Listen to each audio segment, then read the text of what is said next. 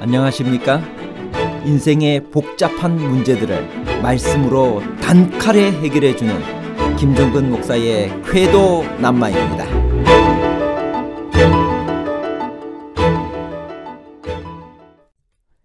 히스기야가 바벨론의 축하 사절단들에게 보물고를 보여준 것이 심각한 죄가 되는 것은 보물의 양이 노출되었기 때문인가요? 아니면 히스기야의 교만한 마음이 그대로 드러났기 때문인가요? 정보 유출과 개인의 교만함에 관한 복잡한 문제를 하나님 말씀의 가르침으로 명쾌하게 해결해 드리겠습니다. 히스기야가 바벨론의 축하 사절단들에게 보물고를 보여준 것이 왜 그렇게 심각한 죄가 되나요? 열왕기하 20장 13절에서 18절에 있는 말씀입니다. 히스기야가 사자들의 말을 듣고 자기 보물고의 금, 은과 향품과 보배로운 기름과 그의 군기고와 창고의 모든 것을 다 사자들에게 보였는데 왕궁과 그의 나라 안에 있는 모든 것 중에서 히스기야가 그에게 보이지 아니한 것이 없더라. 선지자 이사야가 히스기야 왕에게 나와 그에게 이르되 이 사람들이 무슨 말을 하였으며 어디서부터 왕에게 왔나이까? 히스기야가 이르되 먼 지방 바벨론에서 왔나이다 하니 이사야가 이르되 그들이 왕궁에서 무엇을 보았나이까 하니 히스기야가 대답하되 내 궁에 있는 것을 그들이 다 보았나니 나의 창고에서 하나도 보이지 아니한 것이 없나이다 하더라. 이사야가 히스기야에게 이르되 여호와의 말씀을 들으소서. 여호와의 말씀이 날이 이르리니 왕궁의 모든 것과 왕의 조상들이 오늘까지 쌓아두었던 것이 바벨론으로 옮긴 바 되고 하나도 남지 아니할 것이요 또 왕의 몸에서 날 아들 중에서 사로잡혀 바벨론 왕궁의 환관이 되리라 하셨나이다 하니 히스기야가 죽을 병에서 기적적으로 나았다는 소식은 그 당시 주변 국가의 관심을 사로잡는 큰 뉴스가 되기에 충분했을 것입니다. 그 소식을 듣고 바벨론 왕 브로닥 발라단의 사신들 편에 편지와 예물을 보냈습니다.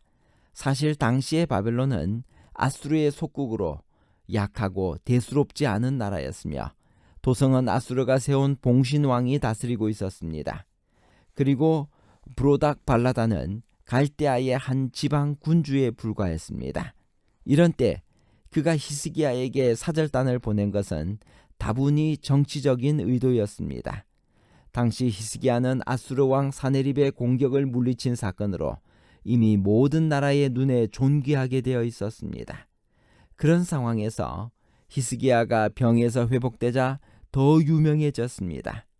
브로닥 발라단은 그것을 축하하며 함께 아수르에 대항하기 위한 정치적 동맹을 맺으려고 한 것입니다. 여하튼 바벨론 사절단들이 나타낸 표면적인 방문 목적은 축하와 함께 큰 지적을 베푸신 하나님에 대한 관심이었습니다. 그러므로 그때는 무엇보다도 하나님을 증거할 수 있는 절호의 기회였습니다. 하나님께서 그를 죽을 병에서 고쳐주셨습니다. 해시계의 그림자에 일어난 놀라운 이적이 광범위한 관심을 불러일으켰습니다. 히스기야는 하나님의 놀라운 자비와 능력에 관하여 증거함으로써 바벨론 사절들로 하여금 하나님께서 그의 자녀들을 위해 무엇을 하실 수 있으며 또한 하시는지에 대한 지식을 가지고 그들의 고국으로 돌아가게 할 수 있었습니다. 그런데 병에서 나음을 입어 기분이 좋은 데에다 바벨론 왕이 보낸 사신을 만나자 히스기야의 마음이 교만하여졌습니다. 이에 하나님은 바벨론 방백들이 히스기야에게 사신을 보내어 그 땅에서 나타난 이적을 물을 때 그의 심중에 있는 것을 다 알고자 하사 시험하셨습니다. 그리하여 그를 떠나셨습니다. 히스기야의 교만한 마음이 그대로 드러났습니다. 당시에 전혀 위협적이지 않은 바벨론을 경계하는 마음도 없었습니다. 그는 사절들에게 보물고와 군기고를 열어 모든 것을 다 보여주었습니다. 자신의 부귀와 힘을 자랑하기 위함이었습니다. 감탄하며 살펴보던 이방인들의 눈이 번뜩이었습니다. 탐욕스런 그들을 자극하는 너무나 매력적인 미끼였던 것입니다. 그로부터 채 100년도 되지 않아 보물들은 바벨론으로 옮겨졌습니다. 놀랍게도 아수르가 아니라 바벨론이 초강대국이 되어 결국 유다를 멸망시키는 세력이 되기 때문입니다. 대저 교만은 패망의 선봉입니다. 소식을 들은 이사야가 히스기야 왕에게 나와 그들이 왕궁에서 무엇을 보았느냐고 물었습니다. 히스기야가 궁의 창고에 있는 모든 것을 다 보여주었다고 대답합니다.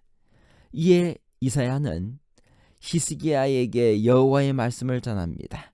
여호와의 말씀에 날이 이르리니 왕궁의 모든 것과 왕의 조상들이 오늘까지 쌓아두었던 것이 바벨론으로 옮긴 바 되고 하나도 남지 아니할 것이요 또 왕의 몸에서 날 아들 중에서 사로잡혀 바벨론 왕궁의 환관이 되리라 하셨나이다.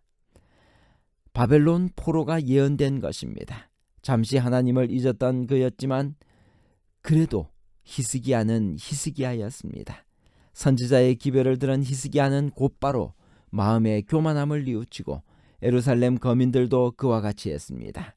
그 결과 예언된 심판이 히스기야의 생전에는 내리지 않게 되었습니다. 선지자와 왕 344페이지부터 있는 말씀입니다. 먼 나라 통치자에게서 온 이 사자들의 내방은 히스기야에게 살아계신 하나님을 찬양할 기회를 주었다. 모든 피조물을 붙드시는 분, 다른 모든 희망이 사라졌을 때 은총을 통하여 자신의 생명을 구한 하나님을 그들에게 소개하는 일이야말로 히스기야에게 얼마나 쉬운 일이었을까요? 만일 갈대아 평야에서 진리를 찾으려고 온 이 사람들이 살아계신 하나님의 최상권을 승인하도록 인도하심을 받았더라면 얼마나 중대한 변화가 일어났을 것인가. 그러나 히스기야의 마음은 교만과 허영심으로 가득 차서 자기 자신을 높이기 위하여 탐욕의 눈을 가진 이들에게 하나님께서 당신의 백성을 부요하게 하신 보물들을 보여주었다. 왕은 그에게 궁중 보물 곧 금, 은, 향료와 보배로운 기름과 모든 무기고와 보물고에 있는 것을 다 보였으니 궁중의 소유와 전국 내의 소유를 보이지 아니한 것이 없었습니다. 왕이 이렇게 한 것은 하나님을 영화롭게 하고자 함이 아니요 외국 방백들의 목전에서 자신을 높이고자 함이었습니다. 왕은 이 사람들이 저희 심중에 하나님을 경외하지도 사랑하지도 아니하는 강대 국가의 대표자들이며 따라서 국가의 현세적 부를 그들에게 속속들이 공개하는 것은 경솔한 일이라는 사실을 생각해 보지 아니했습니다. 뒤따를 결과는 얼마나 비참할 것인가. 돌아가는 사자들이 저희가 본부에 대한 보고를 가지고 가는 모습과 바벨론 왕과 그의 모사들이 예루살렘의 보물로 저희 나라를 부요하게 할 계획을 세우는 장면이 이사야에게 나타났다. 히스기야가 크게 범죄한 고로 진노가 저와 유다와 예루살렘에 임하게 되었다. 날마다 우리가 교제하는 사람들은 우리의 도움과 지도가 필요하다. 때에 합당한 한마디 말은 적절한 곳에 박힌 하나의 못처럼 그들의 마음에 박히게 될 것이다. 내일이면 그 영혼들 중 어떤 이들은 우리가 결코 다시 만날 수 없는 곳에 있을지도 모른다. 이런 동행자들에게 우리는 어떤 감화를 끼쳐야 하겠는가? 우리는 매일매일 져야 할 책임이 있다. 날마다 우리의 말과 행동은 우리가 교제하는 자들에게 감화를 끼치고 있다. 우리의 입술에 파수꾼을 세우고 우리의 발걸음을 주의 깊게 지켜야 할 필요가 얼마나 큰가.